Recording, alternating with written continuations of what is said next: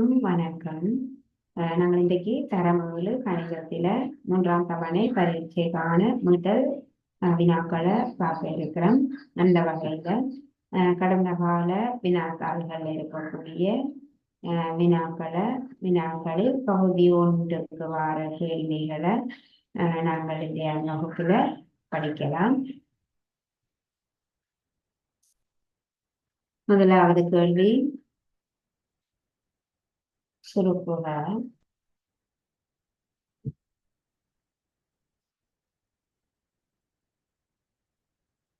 3 3 1 கழித்தல் 1 4 1 சுருக்குக என்று சொல்லி இந்த கேள்வி தரப்பட்டிருக்குது.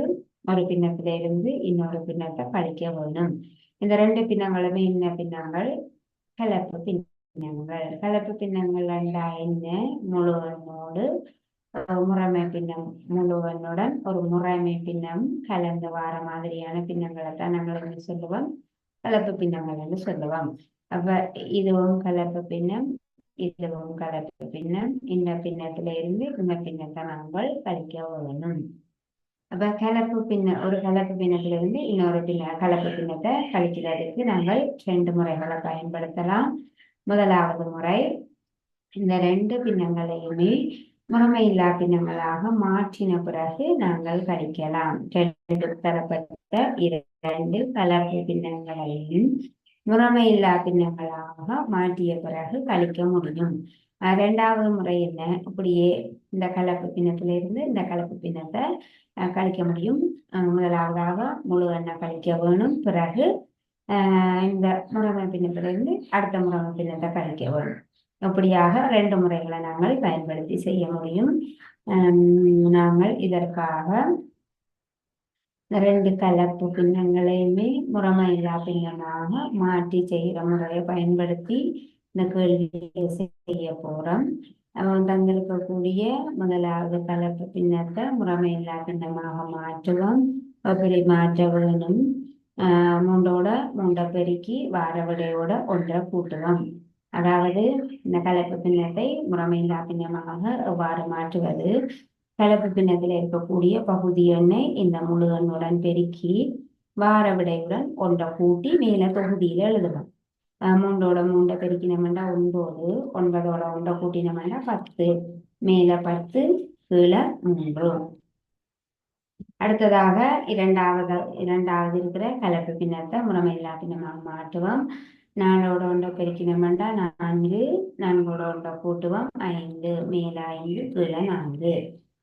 4 4, 4 1 கூட்டினோம்னா 5, மேல 5 கீழே 4, 3 9, 9 1 கூட்டினோம்னா மேல 10 கீழே 3.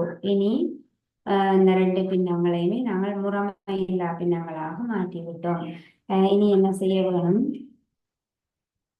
ஒரு பின்னத்திலிருந்து இன்னொரு பின்னத்தை கழிக்கும் பொழுது அல்லது கூட்டும் பொழுது அவற்றினுடைய பகுதி எண்களை கவனிக்க வேணும். பகுதி எண்கள் சமனாக இருந்தால் நாங்கள் உடனடியாக நேரடியாக கழிக்கவோ கூட்டவோ முடியும். அப்படி சமன் இல்லாமல் இருந்தால் சமப்படுத்தின பிறகு நாங்கள் கூட்டவோ கழிக்கவோ முடியும். முதலாவது பின்னத்தின் பகுதி எண் என்ன? 3. இரண்டாவது பின்னத்தின் பகுதி எண் 4. பகுதி எண்கள் சமனாக இல்லை, ஆகவே நாங்கள் சமப்படுத்துவோம். 3 4 எதற்கு சமப்படுத்தலாம்? 3 4 பெருக்கினோம்னா 12, 12க்கு சமப்படுத்தலாம். முதலாவது பின்னத்தினுடைய பகுதி எண்ணையும் தொகுதி எண்ணையும் 4ஆல் பெருக்குவோம். இரண்டாவது பின்னத்தினுடைய பகுதி எண்ணையும் தொகுதி எண்ணையும் 3ஆல் பெருக்குவோம். 2 பின்னங்களினுடைய பகுதி எண்களையும் 12க்கு சமப்படுத்துவதற்காக முதலாவது பின்னத்தின் பகுதி எண்ணையும் தொகுதி எண்ணையும் 4ஆல் பெருக்குவோம். இரண்டாவது பின்னத்தினுடைய பகுதி எண்ணையும் தொகுதி எண்ணையும் 3ஆல் பெருக்குவோம். பெருக்கும் போது 10 4 பெருக்கினோம்னா 40, 3 4 பெருக்கினோம்னா 12, கழித்தல் 3 15, 4 12, 40 12 கழித்தல் 15 12. இப்ப இந்த 2 பின்னங்களினுடைய பகுதி எண்களும் சமனாக இருக்குது. ஆகவே இனி நாங்கள் கழிக்க முடியும். கீழே சமனான ஒரு பகுதியை எழுதுவோம். 40 15 கழிப்போம். 40 15 கழித்தோம் என்றால் 25. மேலே 25, கீழே 12. அப்ப இது ஒரு விடையாக வந்திருக்கிறது. ஒரு முகமை இல்லா பின்னம். ஆகவே இதை கலப்பு பின்னமாக மாற்றி எழுத வேணும். 25ல 12 எத்தனை முறை இருக்குன்னு பார்ப்போம். 2 முறை இருக்குது.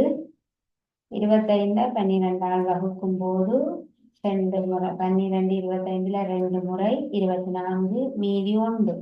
1 மேல் எழுதுவோம், 12 கீழே எழுதுவோம். தரப்பட்ட விடையாக வார இந்த முறைமை இல்லா பின்னத்தை கலப்பு பின்னமாக மாற்றுவோம். 25 கீழ் 12, 25 12ஆல வகுக்கிறோம். 25ல 12 2 முறை 12, 24 மீதி 1. 25 12ஆல் வகுக்கும் போது 2, அப்ப 2 இங்கே எழுதுவோம். மீதியாக வார 1 மேல் எழுதுவோம். நாங்கள் வகுக்கக்கூடிய 12 கீழ் எழுதுவோம். 2 12 1 என்பதுதான் இந்த கேள்விக்குரிய சரியான விடை. முதலாவது பின்னத்திலிருந்து 2வது பின்னத்தை கழிக்கும் பொழுது கிடைக்கக்கூடிய பின்னம் 2 12 1 ஆகும்.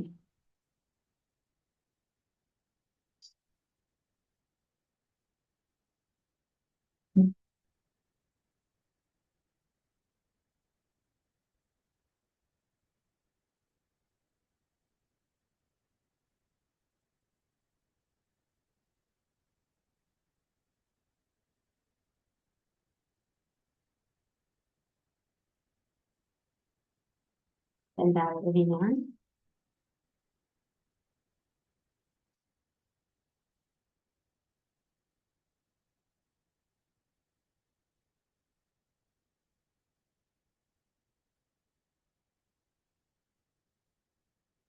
தரப்பட்ட உருவின் பரப்பளவை காண்க. தரப்பட்ட உருவின்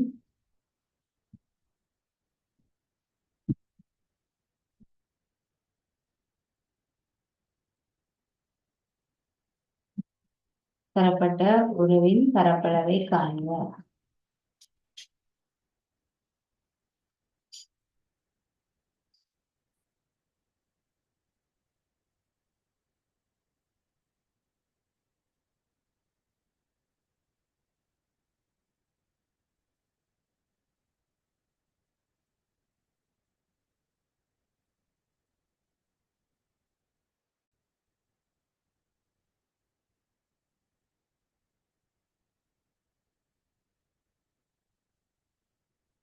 உருவினுடைய நீள அகலங்கள் தரப்படுகிறது. பக்கங்களில் நீளங்கள் தரப்படுகிறது. 6 சென்டிமீட்டர். இந்த பக்கத்தின் நீளம் 3 சென்டிமீட்டர். இந்த பக்கத்தின் நீளம் 3 சென்டிமீட்டர். இந்த பக்கத்தின் நீளம் 3 சென்டிமீட்டர். தரப்பட்ட இவ்வாறான அளவுகள் குறிக்கப்பட்ட இந்த உருவினுடைய பரப்பளவை காணுவோம். இது ஒரு எண்ணதள உருவாகும். இது நேரடியா பார்க்கும்போது ஒரு உருவாக தெரியவில்லை. நாங்கள் தரமுகள் என்றால் சதுரத்தின் பரப்பளவு படிச்சிருக்கிறோம், செவ்வகத்தின் பரப்பளவு படிச்சிருக்கிறோம், அடுத்ததாக கூட்டுத்தளவுகளோட பரப்பளவு படிச்சிருக்கிறோம். ஆகவே இது வந்து செவ்வகம். இரண்டு உருக்கள் இணைந்தவாறு அமைக்கப்பட்டுள்ள ஒரு கூட்டுத்தள உருவாகும். பாருங்க, ஒரு இப்படி நாங்கள் பிரிப்போம். இந்த உருவை நடவால இப்படி ஒரு கோடு போட்டு பிரிக்கும் பொழுது 2 தளவுருக்கள் இதுல இணைக்கப்பட்டிருக்குது.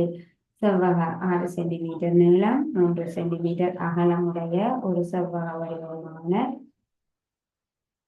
தளவுருவும், அதே நேரம் இந்த பக்க நீளம் 3 சென்டிமீட்டர், இந்த பக்க நீளம் 3 சென்டிமீட்டர். நீளமும் அகலமும் சமனாக இருக்குது. நீளமும் அகலமும் சமனாக இருக்குதுண்டா இந்த நீளம் இந்த நீளத்துக்கு சமனாக இருக்கும், இந்த நீளம் இந்த நீளத்துக்கு சமனாக இருக்கும். ஒரு செவ்வக வடிவத்தையும் ஒரு சதுர வடிவத்தையும் கொண்ட ஒரு கூட்டுத்தள உருவாகும். 2 கூட்டுத்தள உருவாண்டா என்ன? 2 அல்லது 2க்கு மேற்பட்ட உருக்களை இணைத்து அல்லது சேர்த்து உருவாக்கப்படும் தள உருவத்தான் நாங்கள் கூட்டுத்தள உருவம் சொல்லுவோம். இதுல இந்த உருவை நாங்கள் இந்த உருவினுடைய பரப்பளவை நேரடியாக காண இயலாது. என்னென்ன உருக்கள் இதுல இணைக்கப்பட்டிருக்குதுன்னு நாங்கள் கண்டுபிடிக்க வேண்டும். முதலாவது ஒரு செவ்வக வடிவமான உருவும், இரண்டாவதாக ஒரு சதுர வடிவமான உருவும் இதுல இணைக்கப்பட்டிருக்குது. இனி நாங்கள் இவற்றினுடைய பரப்பளவை காணுவோம். முதலாவது உரு ஒன்றின் பரப்பளவை காணுவோம். உரு ஒன்றின் பரப்பளவு உரு ஒன்றினுடைய பரப்பளவை காணுவோம். உரு ஒன்றானது செவ்வக வடிவமான தளவுரு ஆகும். ஒரு ஒன்றினுடைய பரப்பளவு என்னென்ன காண்றது? செவ்வகத்தின் பரப்பளவு அப்படி காணுவீங்கள். நீளத்தையும் அகலத்தையும் பெருக்கி காணுவோம். நீளம் தர அகலம். செவ்வகத்தினுடைய நீளம் அவ்வளவு 6 சென்டிமீட்டர், அகலம் அவ்வளவு 3 சென்டிமீட்டர். நீளத்தையும் அகலத்தையும் பெருக்கினோம்னா சரி, 6ஐயும் 3ஐயும் பெருக்குவோம் 18. பரப்பளவு அளக்கக்கூடிய அளவு சென்டிமீட்டர் வர்க்கம். அப்ப அலகோட பரப்பளவை அளக்கக்கூடிய அலகோட சேர்த்து நாங்கள் விடை எழுதுறோம். உரு ஒன்றினுடைய பரப்பளவை கண்டிருக்கிறோம் 18 சென்டிமீட்டர் வர்க்கம் ஆகும். அடுத்ததாக உரு இரண்டின் பரப்பளவை காண்கிறோம். உரு இரண்டின் பரப்பளவு உரு 2 என்ன வடிவமான உரு? இரண்டாவது உருவானது சதுர வடிவமான உருவாகும். உரு பரப்பளவையும் என்னென்று காணுவோம். நீளத்தையும் பெருக்கி காணுவோம், அல்லது நீளத்தையும் அகலத்தையும் பெருக்கி காணலாம். சதுரத்தினுடைய பரப்பளவு நீளத்தையும் பெருக்கி காணுவோம், அல்லது நீளத்தையும் அகலத்தையும் பெருக்கி காணுவோம். சதுரத்துல நீளம் அகலம் எல்லா பக்கங்களும் சமனாக இருக்கும். நீளத்தையும் பெருக்குவோம். ஒரு பக்கம் நீளம் 3 சென்டிமீட்டர், அதே இன்னொரு பக்கத்தின் நீளம் 3 சென்டிமீட்டர் தான். 3ஐயும் பெருக்குவோம் 9. பரப்பளவு அளக்கக்கூடிய அளவு சென்டிமீட்டர் வர்க்கம். பரப்பளவு கேட்டால் நாங்கள் பரப்பளவை அளக்கக்கூடிய அளவு சென்டிமீட்டர் வர்க்கம் ஆகும். சென்டிமீட்டர் வர்க்கத்தெல்லாம் எழுதலாம். உரு ஒன்றினுடைய பரப்பளவு 18 சென்டிமீட்டர் வர்க்கமாகும். உரு இரண்டினுடைய பரப்பளவு 9 சென்டிமீட்டர் வர்க்கமாகும். இனி நாங்கள் இந்த கூட்டுத்தள உருவினுடைய பரப்பளவை காண முடியும். கூட்டுத்தள உருவின் பரப்பளவு அல்லது தரப்பட்ட உருவினுடைய பரப்பளவு. கூட்டுத்தள உருவினுடைய பரப்பளவு என்னவாக இருக்கும்? 2 உருக்களினுடைய பரப்பளவுகளை நாங்கள் கூட்டும் பொழுது கூட்டுத்தள உருவினுடைய பரப்பளவை பெற்றுக்கொள்ள முடியும். 18 சென்டிமீட்டர் வர்க்கத்தையும் 9 சென்டிமீட்டர் வர்க்கத்தையும் கூட்டி தரப்பட்ட உருவினுடைய பரப்பளவை நாங்கள் பெற்றுக்கொள்ள முடியும். 18ஐயும் 9ஐயும் கூட்டினோம்னா 27 சென்டிமீட்டர் வர்க்கம் ஆகும். ஆகவே தரப்பட்ட உருவினுடைய பரப்பளவு 27 சென்டிமீட்டர் வர்க்கம் ஆகும்.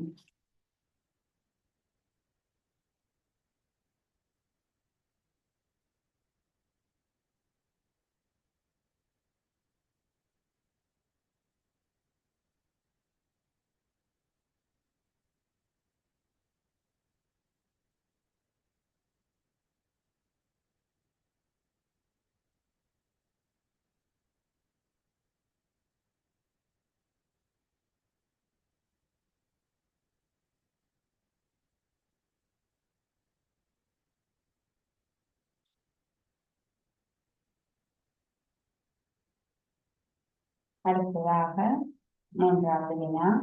இந்த பகுதி 2 வார வினாக்களை தான் நாங்கள் இப்ப படிச்சு கொண்டிருக்கிறோம்.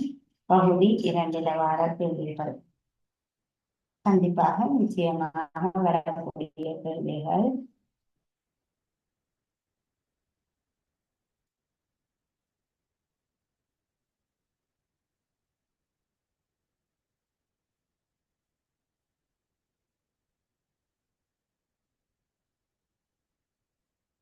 மூன்றாவது வினா.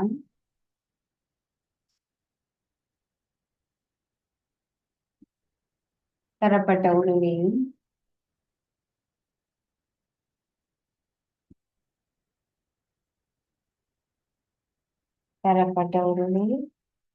நிலத்திய பகுதியின் பரப்பளவை காண்க.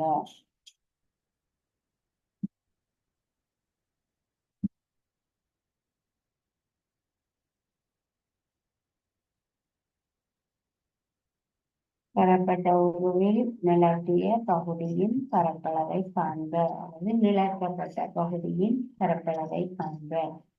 அப்போ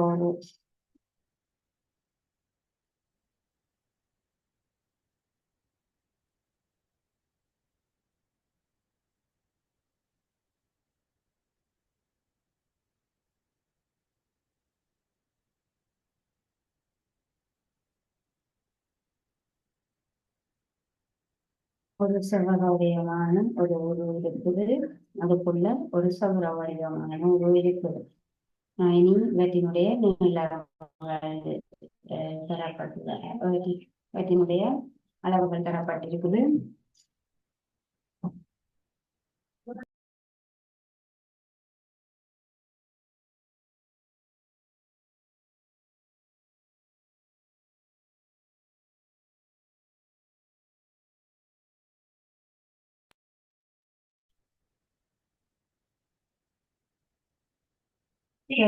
செவ்வக வடிவமான உருவின்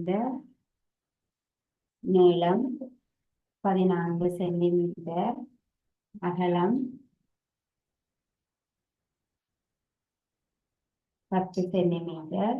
அதுக்குள்ள இருக்கக்கூடிய சதுர வடிவ உருவினுடைய ஒரு பக்க நீளம் 6 சென்டிமீட்டர்.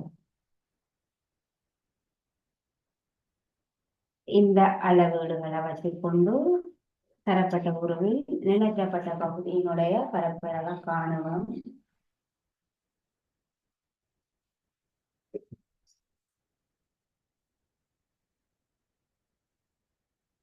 நிலத்தப்பட்ட உருவென்னும் போது வெளியால இருக்கக்கூடிய பகுதி நிலத்தப்பட்டிருக்குது.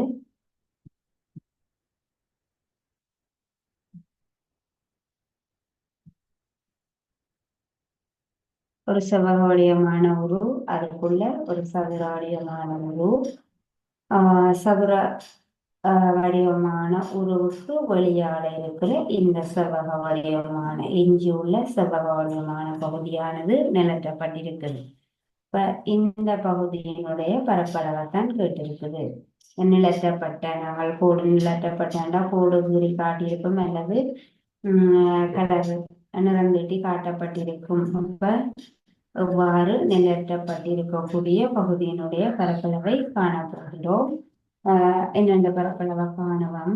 முதலாவதாக முழு உருவின் பரப்பளவை காணுவோம். பெரிய உருவின் பரப்பளவு முழு செவ்வக வடிவமான உருவுக்குள்ளதான் சதுர வடிவமான உரு இருக்கிறப்ப பெரிய உருவின் பரப்பளவை காணுவோம். பிறகு அதுக்குள்ள இருக்கிற சிறிய உருவின் பரப்பளவை காணுவோம். கண்டுட்டு பிறகு என்ன செய்வோம், பெரிய உருவின் பரப்பளவில் இருந்து சிறிய உருவின் பரப்பளவை கழிக்க வேண்டும்.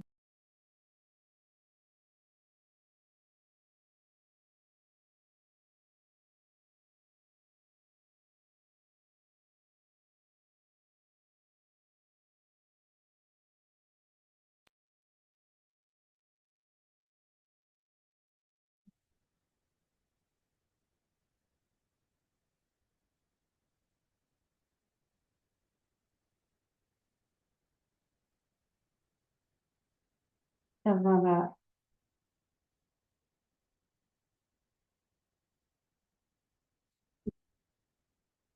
பெரிய உருவான செவ்வகத்தின் பரப்பளவை முதல்ல காணலாம். செவ்வகத்தின் பரப்பளவை நீளத்தையும் அகலத்தையும் பெருக்கி காணுவோம். இப்ப செவ்வகத்தினுடைய நீளம் அவ்வளவு 14 சென்டிமீட்டர், செவ்வகத்தின் அகலம் 10 சென்டிமீட்டர். நீளத்தையும் அகலத்தையும் பெருக்குவோம். 14 தர 10 140 சென்டிமீட்டர் வர்க்கம் ஆகும். அப்ப பெரிய உருவான செவ்வக வடிவ உரு செவ்வகத்தினுடைய பரப்பளவை காணலாம் கண்டிருக்கிறோம். அடுத்ததாக உள்ளே இருக்கக்கூடிய சதுர வடிவமான உருவின் பரப்பளவை காணலாம். சதுரத்தின் பரப்பளவு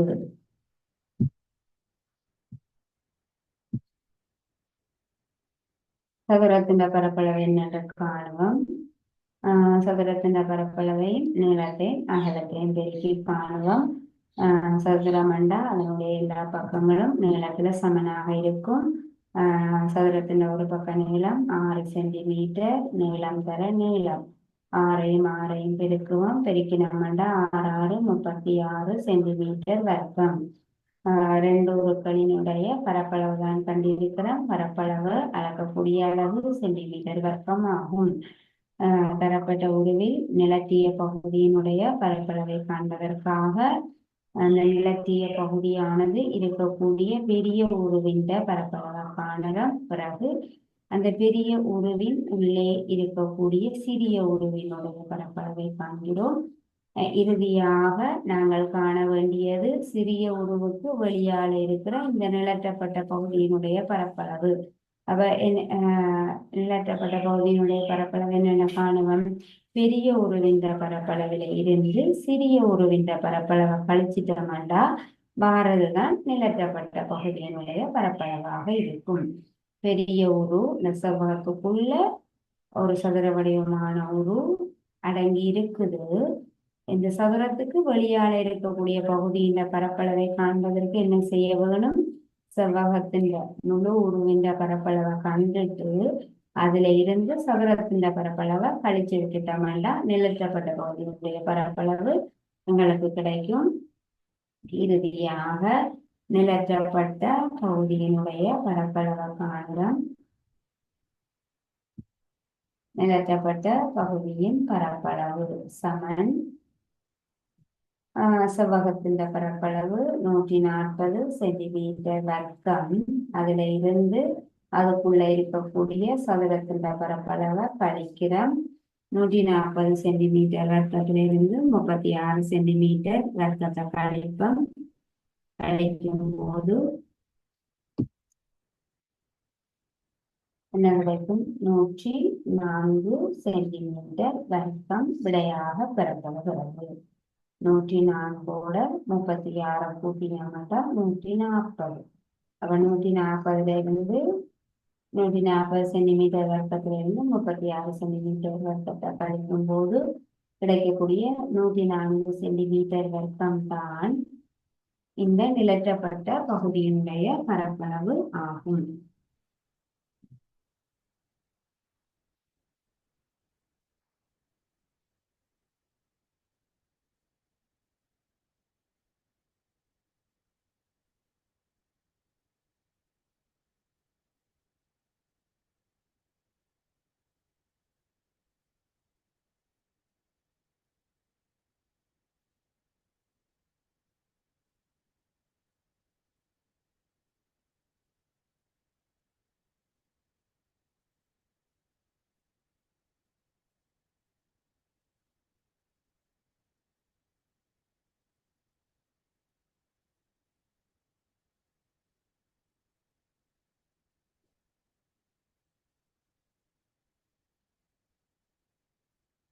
அடுத்த வினா,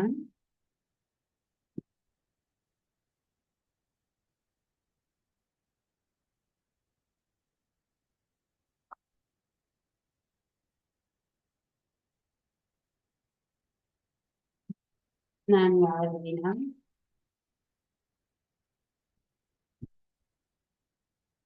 சதுர வடிவ பாணி ஒன்றையும்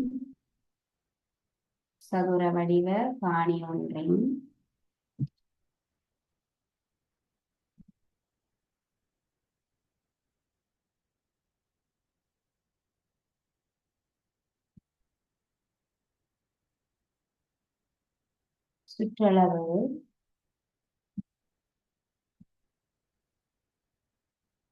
22 மீட்டர் எனினும் 22 மீட்டர் எனினும் அக்காணியின் பக்கம் ஒன்றின் நீளத்தை காண்க. அக்காணியின்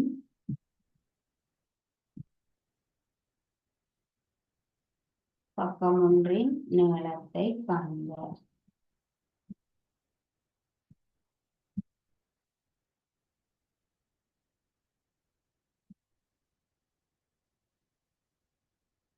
சதுர வடிவ காணி ஒன்றின் சுற்றளவு 22 மீட்டர் எனின் சதுர வடிவ காணி ஒன்றின் சதுர வடிவமான காணி ஒன்று நாங்கள் பரம்படியாக தேடியிருக்கிறோம்.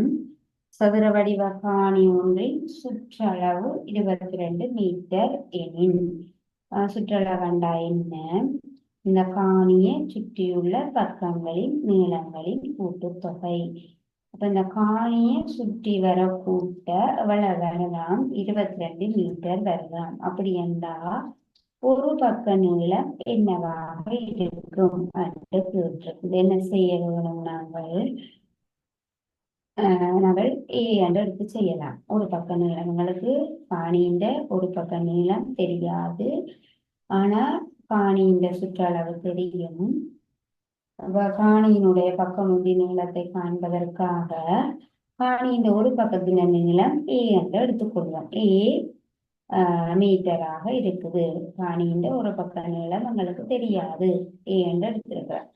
அப்ப சதுர வடிவ காணியின் ஒரு பக்க நீளம் ஏ என்றால் எல்லா பக்கங்களின் நீளமும் என்னவாக இருக்கும்? ஏ ஆக இருக்கும். சதுர வடிவ காணியினுடைய எல்லா 4 பக்கங்களினுடைய நீளங்களும் சமனாக இருக்கும்.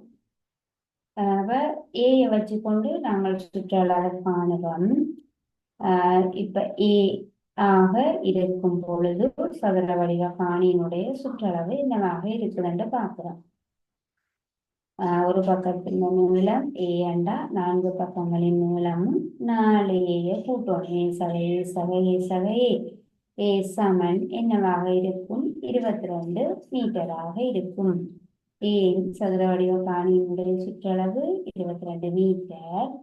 ஒரு பக்க நீளம் இருக்குது, ஒரு பக்க நீளம் எங்களுக்கு தெரியாது. ஆகவே நாங்கள் ஒரு பெரிய கணியன் ஏ அல்லது எக்ஸ் என்று எடுத்துக்கொண்டு ஏ ஆக இருந்தால் இதனுடைய சுற்றளவு சுற்றி வர கூட்ட இத்தனை ஏ கிடைக்கணும்? 4 ஏ கிடைக்கணும். ஏ 4 முறை கூட்டின நீங்கண்டா என்ன வரும்? 4 ஏ. ஏ ஒரு ஏ, 2 இன்னும் ஒரு ஏ கூட்டினீங்கன்னா 2 ஏ, அதோட இன்னும் ஒரு ஏ கூட்டினீங்கன்னா 3 ஏ, அதோட இன்னும் ஒரு ஏ கூட்டினோம்னா 4 ஏ. 4 ஏ சமன் 22. 4 பக்கங்களின் நீளங்கள் தான் 22. 4 பக்கங்களின் நீளங்களின் கூட்டுத்தொகை தான் 22. ஒரு பக்க நீளம் என்னவாக இருக்கும்? ஒரு ஏ என்னவாக இருக்கும்? 22 4ஆல பிரிக்கிறோம். 22 4ஆல வகுப்போம். வகுத்து பார்த்தோம்னா 2ல 4 அடங்காது. 22 எடுத்துக்கொள்வோம். 22ல 4 5 முறை 4 20, மீதி 2. எண்ணில என்ன செய்வோம்? ஒரு தசம் குத்தி இங்க ஒரு பூஜ்ஜியம் போட்டுக்கொள்ளுவோம். அந்த பூஜ்ஜியத்தை இறக்குவோம். 20ல 4 எத்தனை முறை? 5 முறை. 4 20. 22 கழிக்க மாட்டா பூஜ்ஜியம். பூஜ்ஜியம் வார வர வகுக்கிறோம். 22ல 20 கழிக்கிறோம். 2 தான் இருக்குது. 2 திரும்ப 4ஆல வகுக்க இயலாது. ஆகவே எங்களுடைய தேவைக்காக தசத்துல பெருமானம் கிடைப்பதற்காக இங்க தசம் குத்தி இங்க ஒரு பூஜ்ஜியம் போட்டுக்கொண்டு பூஜ்ஜியத்தை இறக்கி செய்கிறோம். செய்தோம்டா ஏ சமன் 5.5 மீட்டர் என்று வருது. ஒரு ஏ சமன் 5.5 மீட்டர். அப்படி என்றால் சுற்றளவு என்னவாக இருக்கும்? 22ஆக இருக்கும். ஆகவே காணியின் ஒரு பக்க நீளம். இறுதியாக நம்ம விடை எடுத்து எழுத வேணும். சதுர வடிவ காணியினுடைய ஒரு பக்க நீளம் என்னவாக இருக்குது? 5.5 மீட்டர் ஆகும். காணியின் ஒரு பக்க நீளம் 5.5 மீட்டர் ஆகும். 5.5 நாங்கள் கூட்டி பார்த்தோம்னா 22 வரும். இதே போல சதுர வடிவ காணி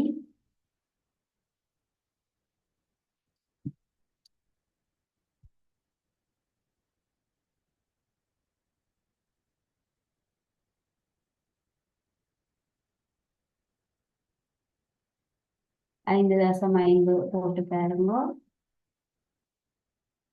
5.5 மீட்டர். மீட்டர் போட்டோம்னா 5.5 5.5 கூட்டின வரும். மஞ்சரையும் கூட்டினோம்னா 12. இங்கால இருக்கிற அஞ்சரையும் இங்கால இருக்கிற அஞ்சரையும் கூட்டும் 11. 11 கூட்டினோம்னா 22 மீட்டர் கிடைக்கும். ஆகவே காணியினுடைய ஒரு பக்க நீளம் 5.5 மீட்டர் ஆகும்.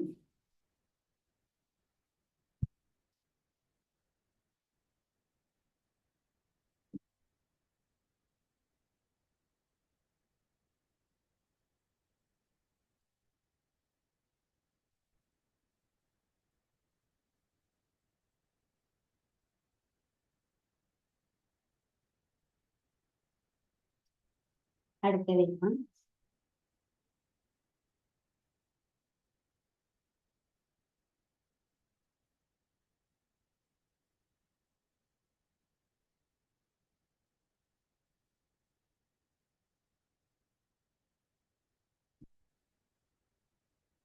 ஐந்தாவது வினா.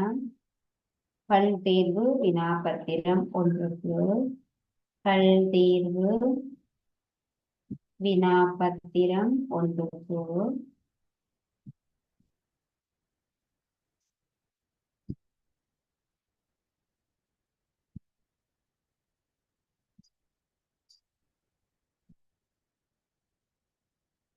திலீபன் மொத்த வினாக்களில் திலீபன் மொத்த வினாக்களில்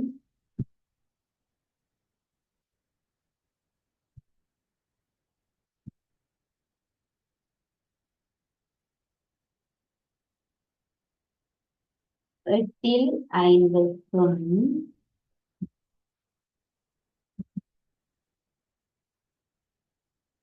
மோகன் மொத்த வினாக்களில்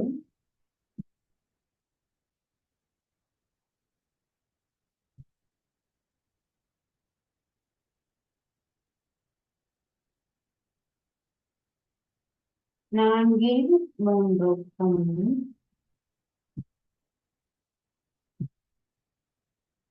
விடையளித்தனர்.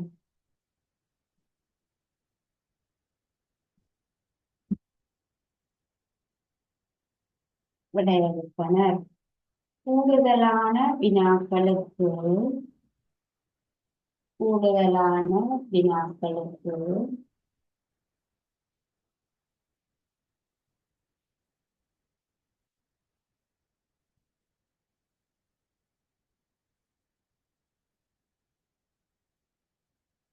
சரியான விடையளித்தவர் யார் என்பதை காரணத்துடன் பார்க்க. கூடுதலான வினாக்களுக்கு சரியான விடையளித்தவர்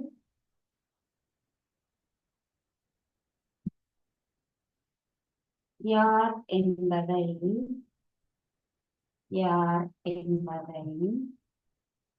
காரணத்துடன் பார்க்க.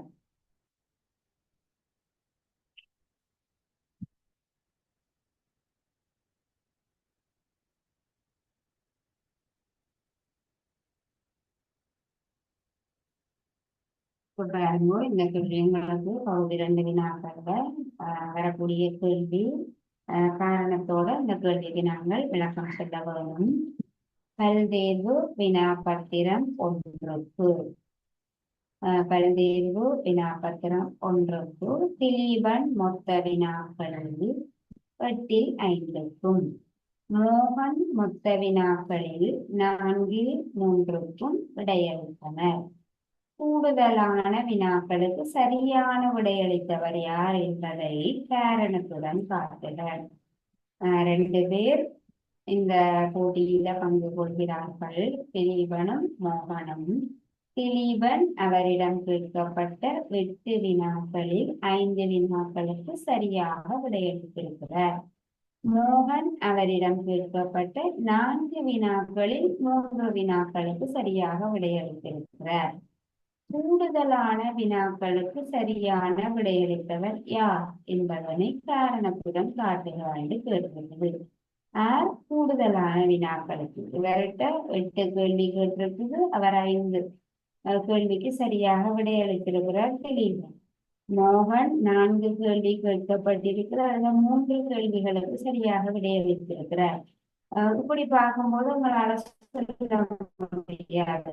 4ல் 3க்கு சரியா விடையளித்திருக்கிறார். அவர் 8ல் 5க்கு சரியா விடையளித்திருக்கிறார். 2 பேர்ல ஆர் கூடுதலாக இருக்கிறார், ஆர் வெற்றி பெறுவார், ஆர் கூடுதலான வினாக்களுக்கு சரியான விடையளித்திருக்கிறார் என்பதை நாங்கள் காரணத்தோட காட்ட வேணும். திலீபன் மொத்த வினாக்களில் திலீபன் என்ன மாதிரி விடையளித்திருக்கிறார்? 8 வினாக்கள்ல 5 வினாக்களுக்கு சரியான விடையளித்திருக்கிறார். மோகன்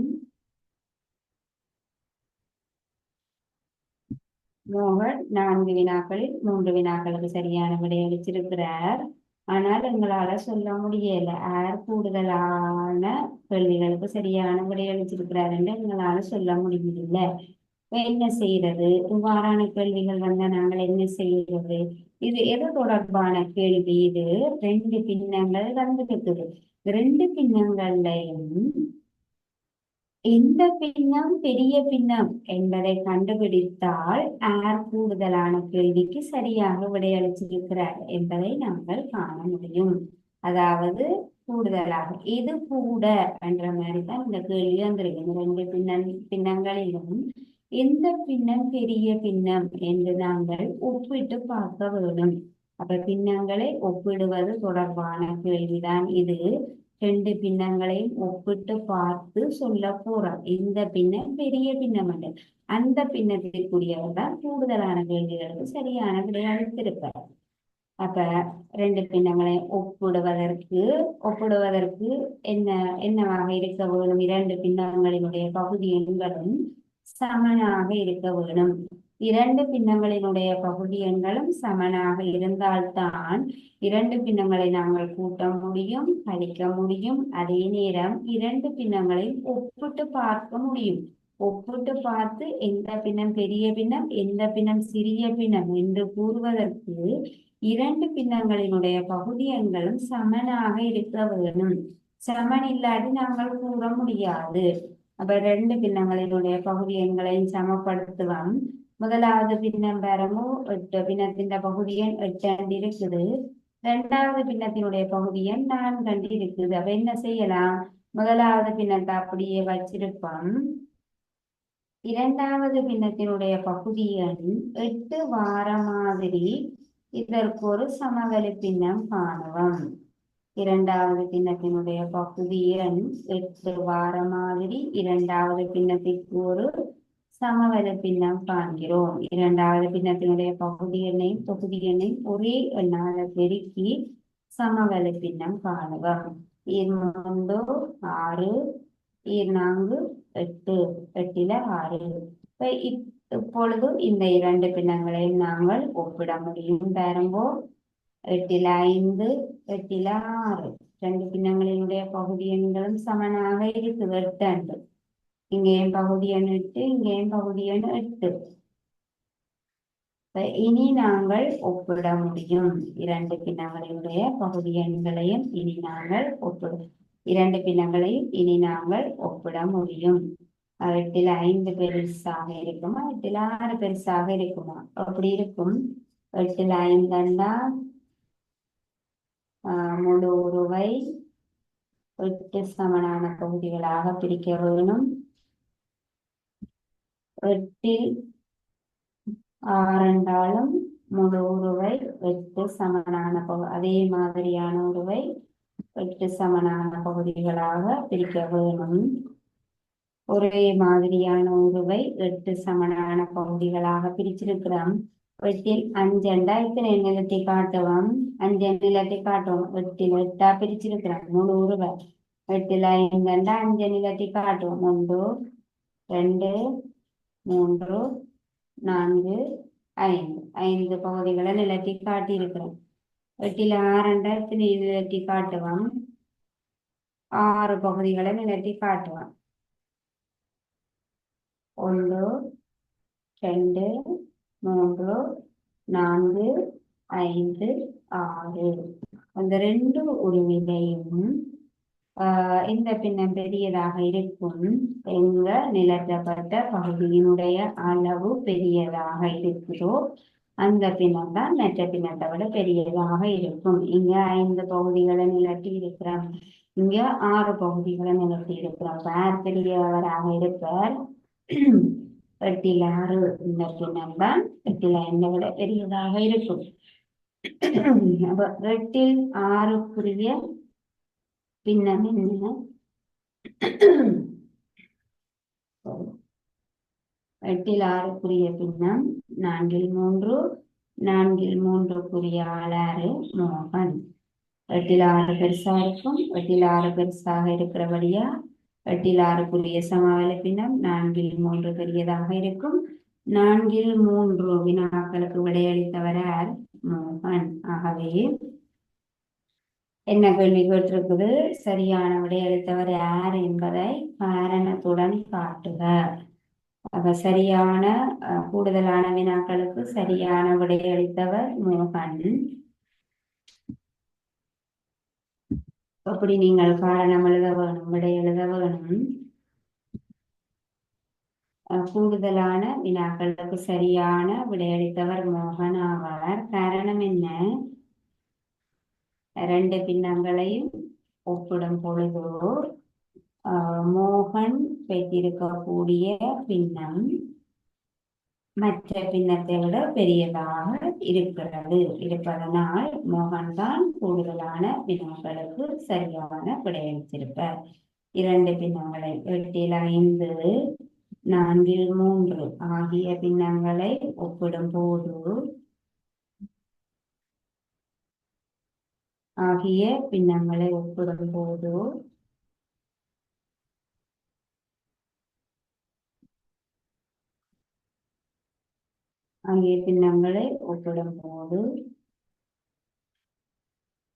நான்கில் 3 என்கிற பின்னம்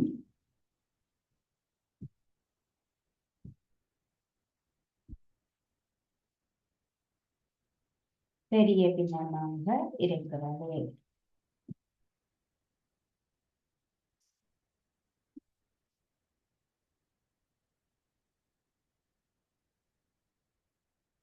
பெரிய பின்னமாக இருக்கிறது. அல்லது 8இல் 5, 4இல் 3 ஆகிய பின்னங்களை ஒப்பிடும் போது 4இல் 3 என்கிற பின்னமே பெரிய பின்னமாக இருப்பதனால் மோகன் கூடுதலான வினாக்களுக்கு சரியான விடையளித்திருப்பார். மோகன் கூடுதலான வினாக்களுக்கு சரியான விடையளித்தவர் ஆவார் என்று எழுதிவிடலாம்.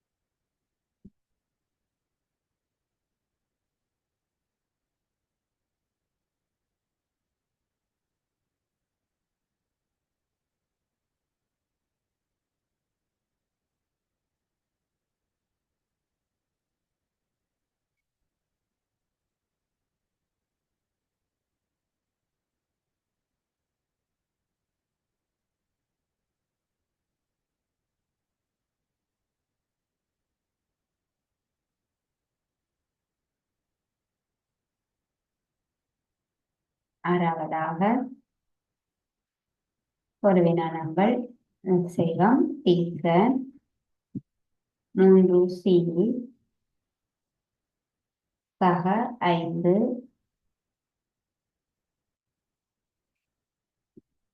3C கழித்தல் 5 சமன் 7 தீர்க்க என்று கேள்வி தந்திருக்குது.